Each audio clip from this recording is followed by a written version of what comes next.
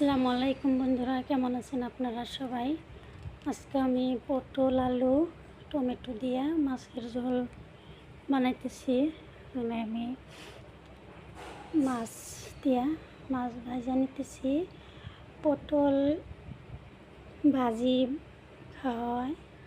পটল আমার সবথেকে ভর্তা খাইতে বেশি ভালো লাগে। তো আজকে আমি পটল দিয়ে সবজি বানাইতেছি।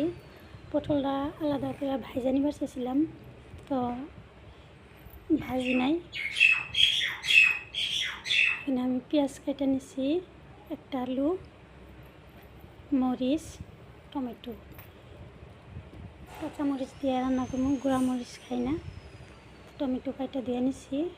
পটল আলু একসাথে ভালোভাবে ভাজা নিছি। পটলটা আলাদা ভাজা নিবার চেয়েছিলাম, তো ভাবলাম যে একসাথেই ভেজে নেই। আলু, পটল, মরিচ, পেঁয়াজ দিয়ে একসাথে ভেজে নিছি, হলুদ দিয়ে। আর টমেটো একটু পরে দিন, টমেটোটা যেন গোটা গোটা থাকে।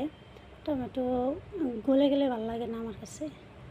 যে এখন দিয়ে দিছি, এটা গলবো না, গোটা গোটাই থাকবো। পটল আলু ভাজা হয়ে গেছে, তারপর টমেটো দিয়ে দিছি। একসাথে দিয়ে দিলে তাহলে গলে যাইতো হয়ে গেছে, অল্প নরম হয়ে গেছে টমেটো। এখন আমি ঝোল দিয়ে দিব।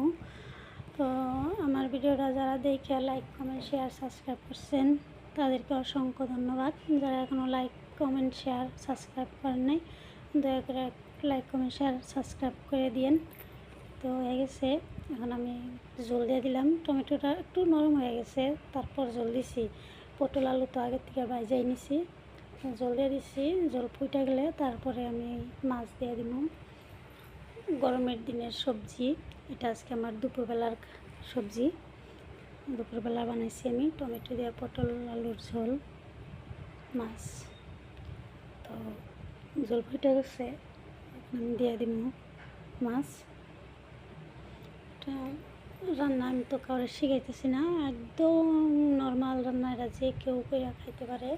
আমার বিশেষ করে ব্যাচেলার ভাই ও বোনেরা, যারা রান্না জানে না, কষ্ট, তারা একদম এভাবে সিম্পলভাবে মরিচ পেঁয়াজ কাইটে রান্না বান্না করলে খাওয়া যায়। টেস্টের কোনো হেরফের হয় না, স্বাদ ঠিকই থাকে। তো রান্না শেখার কিছু নাই, দেখা বা নিজের খাটাইয়া যে রান্না একবার এটা একটু কম বেশি হইব, তারপরে লাইলে ঠিক হয়ে যাবে। হয়ে গেছে আমার পটল আলু টমেটো দিয়ে মাছের ঝোল। তো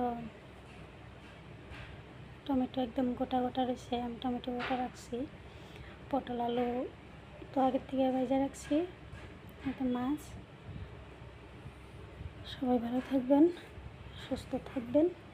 আল্লাহ হাফেজ।